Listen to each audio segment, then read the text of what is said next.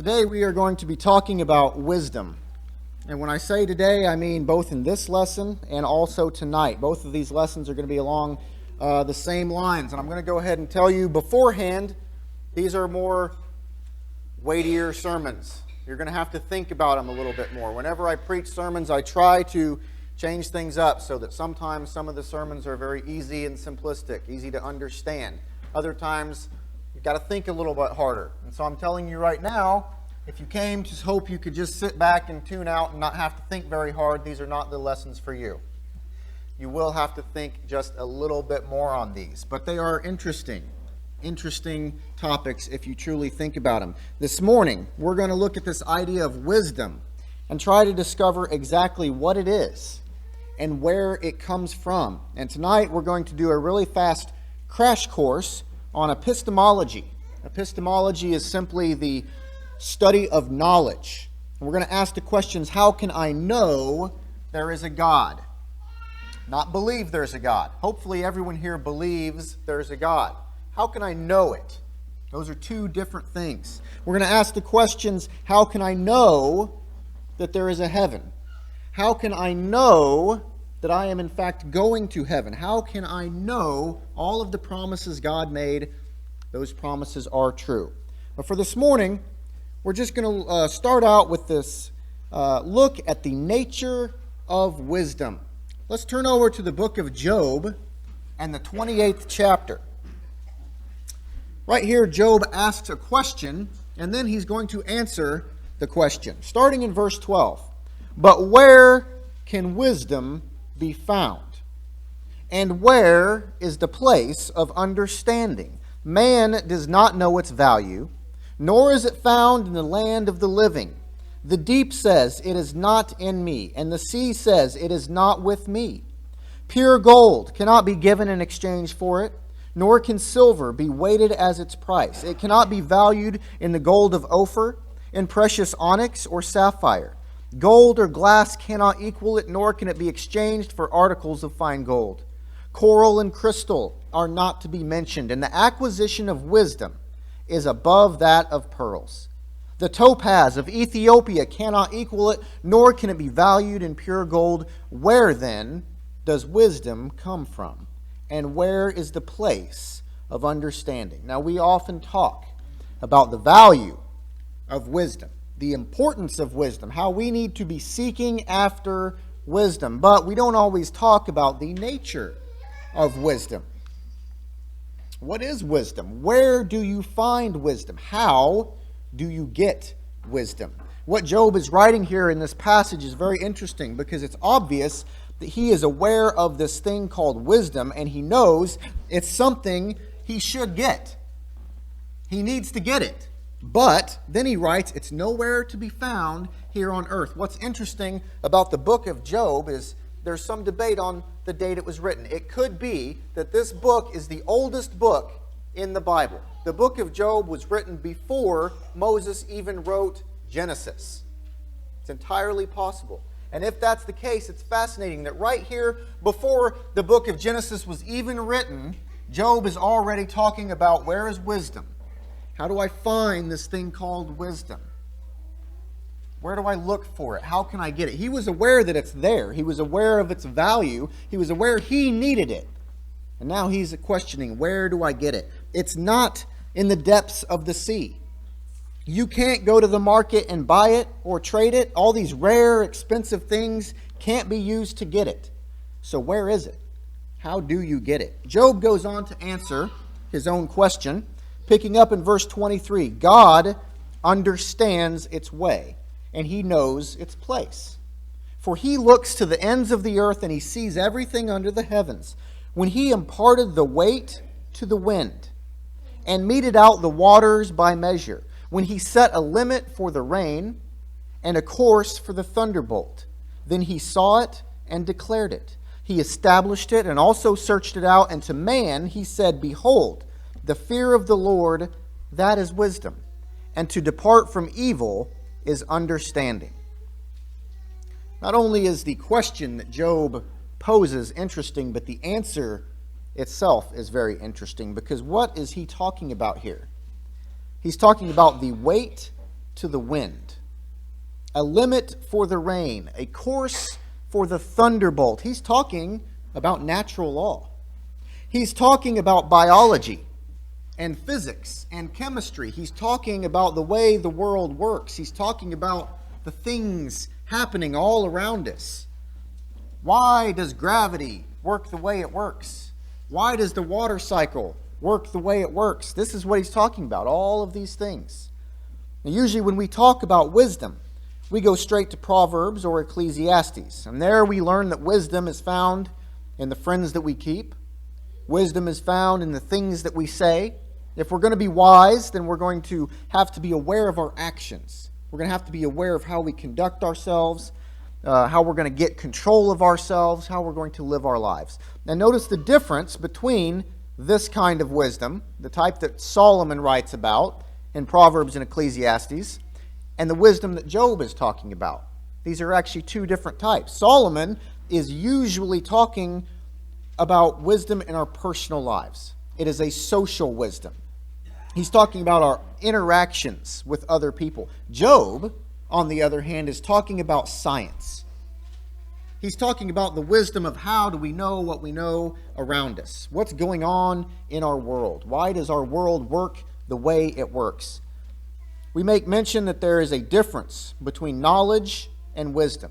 Okay, knowledge, it's having facts and figures. It's having information. But wisdom is knowing what to do with that information. It's knowing what to do with the knowledge. As the quote goes, knowledge is knowing that a tomato is a fruit. Wisdom is not putting it in your fruit salad. Wisdom helps get us through life. Wisdom just makes things a little bit better. It tells us what we should do, what we shouldn't do, how we should act, how we should not act. Wisdom keeps us safe. It keeps us healthy. It keeps us alive. But where does all of that come from? See, Solomon's type of wisdom would suggest that you learn some lessons as you go through life. It's that gray hair on your head that signifies you've got some life experience. You've been around, you've seen things, you've learned what is good and what is bad. You've been there, you've done that, you've figured it out. You've figured out what works and what doesn't. You've figured out what is right and what is wrong. As he writes in Proverbs 4:7, and this is the New American Standard Version, the beginning of wisdom is acquire wisdom. And with all your acquiring, get understanding. The King James Version of this says, wisdom is the principal thing, therefore get wisdom. And with all thy getting, get understanding. And so you start off by looking for it. If you want to be wise, the first thing you have to do is decide, I want to be wise. That's where it starts. It begins with the curiosity. It begins with the question, what don't I know, and how can I know it? And we can look over at Job and his arguments, and he's talking about the things around him, the wind and the water and this very earth. He's looking at the way everything works and the very laws of nature. And he says God understands all of this. And the reason he understands all of it is because he's the one who established it. He's the one who made it. He put it here. Why does gravity work the way it works? Because he made it that way. Why does the water cycle work the way it works? Because he made it that way. He made everything. The wind, the water, everything on this earth was made by him. He understands it. We go over to Proverbs 9 and verse 10. Here Solomon writes, the fear of the Lord is the beginning of wisdom, and the knowledge of the Holy One is understanding. And Solomon is acknowledging the fact that if you want wisdom, you go to God. He said in 4:7, the beginning of wisdom is acquire wisdom. Well, okay, I'm going to acquire wisdom. I want wisdom. How do I get it? How do I do that? Where do I look? Look to God. It is in the fear of the Lord and knowledge of the Holy One. Christians are ready to accept this answer. This answer makes sense to us. Everything begins and ends with God. So any verse that says go to God for wisdom, look for it there, That's okay by us. It makes complete sense to us. But the world is not so ready to accept that answer right there. They don't want to hear that because you know what they have? They've got microscopes. They have telescopes. They have their five senses to observe things, and they're going to say, no, you don't have to go to God to get wisdom. You simply have to use your brain. You just have to do some critical thinking. You have to examine the world, think about it, and you will figure it out. They're going to point to advances in science and mathematics, and they're going to say God didn't figure that out. Man figured it out. We did it. We used our brain. Adam was not created knowing the quadratic equation. He wasn't created understanding quantum mechanics. The speed of light is 186,000 miles per second. How do we know that? We figured it out.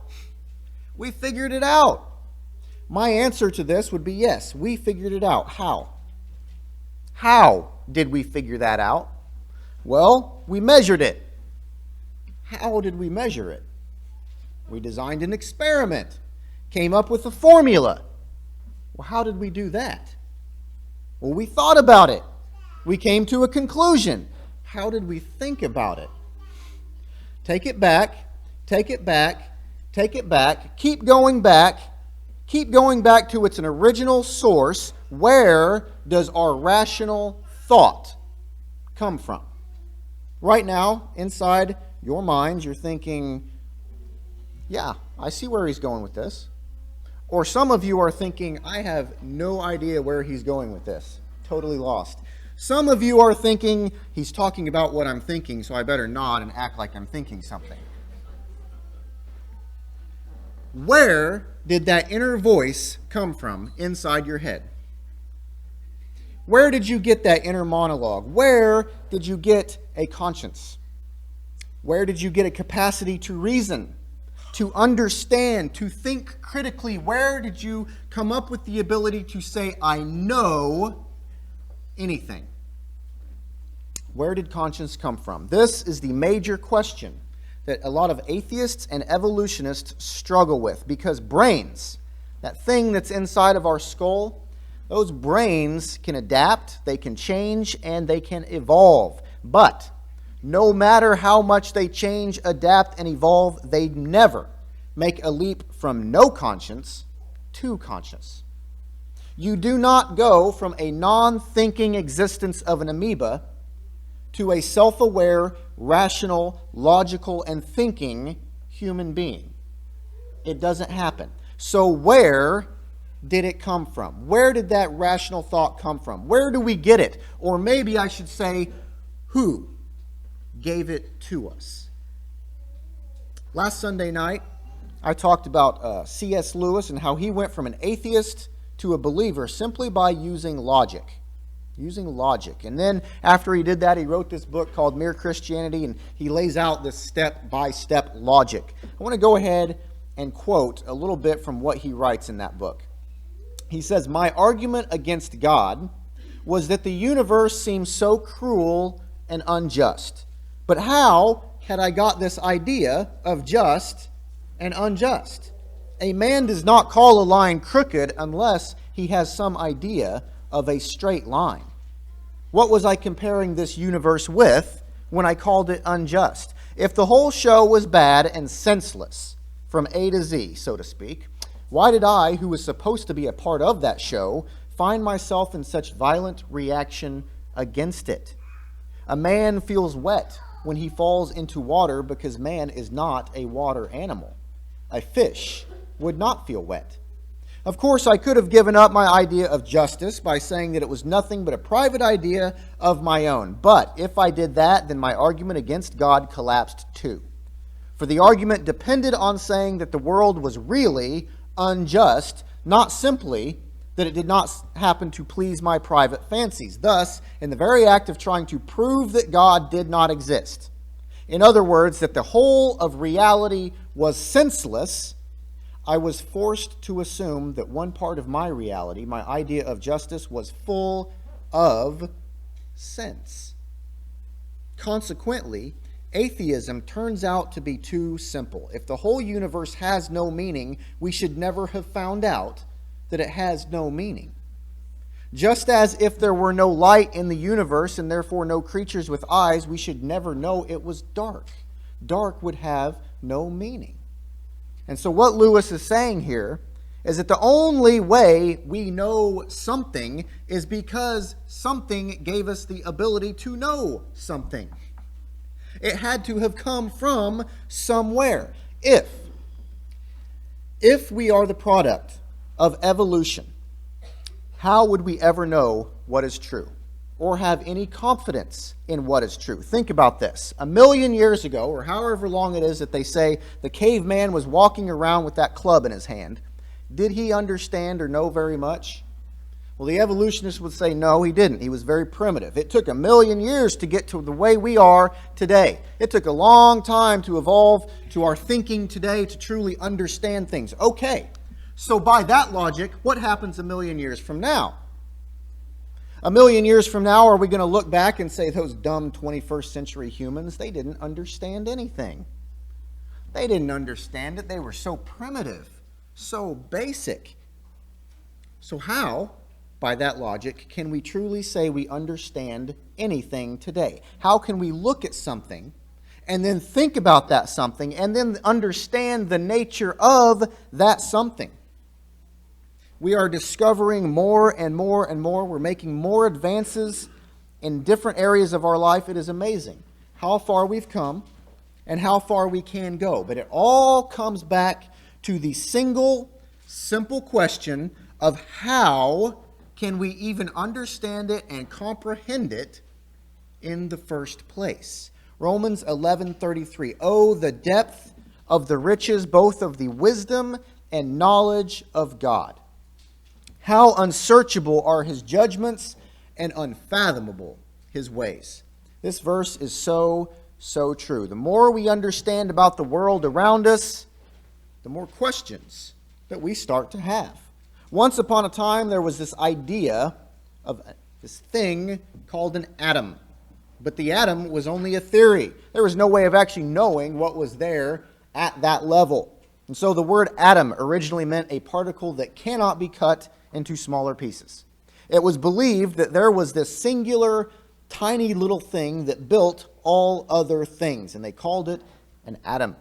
But as we make these discoveries and we start getting smarter about these things and we start seeing further, as we start to fathom the ways of God, as we start to understand the things of God, suddenly we realize, well, it's not just atoms there. There's more there. Suddenly there's electrons and protons and neutrons. And as we start to understand those, then we find out there's bosons and quarks and gluons. And the more we understand, the more we discover things that we don't understand. And then all of a sudden we start getting neutrinos. Neutrinos are things we know are there, and we have no idea how they work, what they do. Suddenly we have dark matter. There it is. We see it. What does it do? How does it work? Don't know. The more we discover we don't know. The deeper we go, the deeper the hole gets. The more we understand, we just get more questions. We will never completely, totally comprehend this universe. How deep does the rabbit hole go? We will never know. Oh, the depth of the riches, both of the wisdom and knowledge of God. How unsearchable are his judgments and unfathomable his ways. But you know what? Let's flip back to Romans chapter 1. Let's look at verses 18 through 20. It says, "For the wrath of God is revealed from heaven against all ungodliness and unrighteousness of men who suppress the truth in unrighteousness, because that which is known about God is evident within them. For God made it evident to them. For since the creation of the world, his invisible attributes, his eternal power and divine nature have been clearly seen, being understood through what has been made, so that they are without excuse. The fact that you can even think is evidence of God. The fact that you can utter the words, who is God? Who am I? What is my relationship to God? that is evidence that there is a God. That age-old question of what is the meaning of life? Why am I here? The answer matters less than the question. The fact that you can even ask that question signifies there is God. It is proof of God. It means that there is an intelligent creator, and that creator gave you the ability to ask that question in the first place. He gave you curiosity and the ability to search out wisdom, to acquire wisdom, to get wisdom, and with all thy getting, to get understanding. And according to this verse in Romans 1, God is understood through what has been made. So when we look at an electron in a microscope, we see God. When we find out about these things called neutrinos and dark matter, we can say, I don't understand how it works, but I do understand it's God working. That these are the building blocks of our universe. That even though I can't comprehend it, I do comprehend it's how God made us. It's how He made us to work. And going back to Job, Job says, when He imparted weight to the wind and meted out the waters by measure, when He set a limit for the rain and a course for the thunderbolt. Then He saw it and declared it. He established it and also searched it out. And to man He said, behold, the fear of the Lord, that is wisdom, and to depart from evil is understanding. This is the point that so many people are missing today. If our capacity to reason is the result of evolution, then who's to say it's not going to be totally different in 1,000 years? You know what? Today, 2 plus 2 equals 4. But in 1,000 years, maybe our capacity to reason will have changed. Maybe we've discovered a new form of mathematics, and what seems obvious and simple today is ridiculous and laughable tomorrow. So if that's the case, how can we say we actually understand anything today? If you speak with an honest evolutionist, and more importantly, an honest atheist, they'll tell you we can't. We can't understand anything. We can't know anything to be accurate or true, for the simple fact that we can't know how we'll be thinking in 10 years, 100 years, 1,000 years from now. Everything could change, so we just can't know it. That's what they would say. So that leaves us with the question, what do we do about that? Where does that leave us? Doesn't leave us in a very good place, does it? It leaves us floating pointlessly through life. No sense, no reason to any of it. But if you believe that we are in fact rational, that we can actually think about things and know things that are true, that we can observe nature around us and understand it, or at least understand parts of it, then you must believe that there is a God, that there is an intelligent creator. The two actually do go hand in hand if you spend any time thinking about it. If you think, yes, I can understand this thing, you are in turn saying, yes, there is a God, because He allowed me to understand it. God created this world, and in doing so, He created us with the ability to understand the world and therefore understand Him. We can understand that there is a God because we can understand His creation. If there was no God, and if everything was senseless, then we in turn would be senseless, and we couldn't make sense of the fact that there was no God. It just wouldn't work. And so bringing it all back around to our question at the beginning, Job asks, where then does wisdom come from? And where is the place of understanding? The answer that we like as Christians is wisdom comes from God. And we have the example of Solomon, the wisest man ever to live. He was granted a request by God, and his request was for wisdom. He asked for wisdom, God gave him wisdom. This seems to indicate that this was a level of wisdom. This was something that could not be obtained. He couldn't get it on his own. It had to be given to him by God. And the only one who could have given it to him is God. But I want to take it a step further. Say that God doesn't just give us wisdom. We ask for it, he will give it to us, but he doesn't just give us wisdom in the way that he gave wisdom to Solomon. But rather, I would suggest that God is wisdom. The root of wisdom is God. All wisdom begins and ends with God. All knowledge is directly connected to, comes from, and is a part of God. You cannot obtain any wisdom from a microscope or a telescope or any scientific mean or method apart from God. Now, whether or not the person recognizes it came from God is a completely different story. A scientist will make a discovery, and they will say, aha, I made a discovery, won't they? But in reality, everything about that discovery, the knowledge it took to understand that breakthrough, the existing laws of nature that discovery was based upon, the very tools they used, the microscopes, the telescopes, the whatever it is, that was built from rational thinking minds, all of that stuff was rooted in God. So the only way they could have made that discovery in the first place is a result of God. Final verse we want to look at this morning to show why I think that wisdom and God are completely connected and intertwined is James 1, 5 through 8. And here, James writes, "But if any of you lacks wisdom, let him ask of God, who gives to all generously and without reproach, and it will be given to him. But he must ask in faith without any doubting. For the one who doubts is like the surf of the sea, driven and tossed by the wind. For that man ought not to expect that he will receive anything from the Lord, being a double-minded man, unstable in all his ways." Now, right here on the surface, it seems like this is the exact same thing that happened with Solomon. You ask for wisdom, he will give it to you. Okay?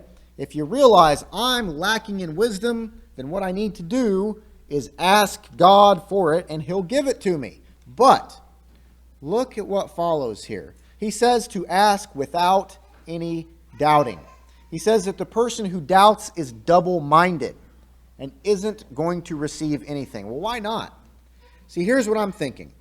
If you give a double-minded man wisdom, won't he be able to understand he's double-minded and therefore stop being that way? If you give the weak of faith wisdom, won't they understand what it takes to stop being weak of faith? If you give someone who is lacking something wisdom, won't that wisdom help them realize I'm lacking this thing, and therefore it would benefit them, it would be better for them? Wouldn't all those problems and issues be fixed if they only had wisdom? And yet, he says you can't have wisdom unless you've already got all of that stuff taken care of. You already have to be firm of faith, single-minded. Why does James tell us that God will give us wisdom if we ask for it, but the prerequisite, the thing we have to have first, is a rock-solid faith? That's the question we're going to dive into tonight. And I hope you will come back tonight as we examine this point and what exactly it means for it. Personally, I find the things that we're going to discuss tonight very fascinating. It was a fascinating study for me, and I hope you will find it equally fascinating. And I also hope that none of this has been too far over your heads or out in left field or just craziness. Sometimes it can get that way. Whenever you're dealing with philosophy and epistemology, it can get a little difficult.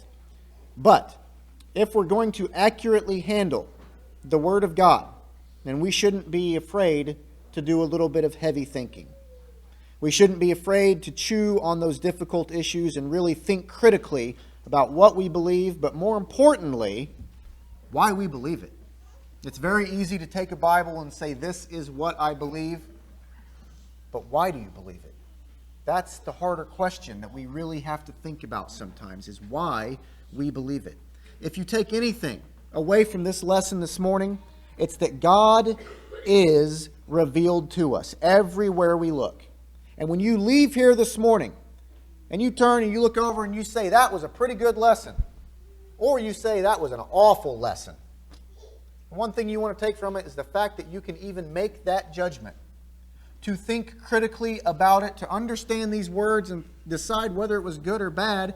That itself is proof of God, that you can even make that judgment in the first place.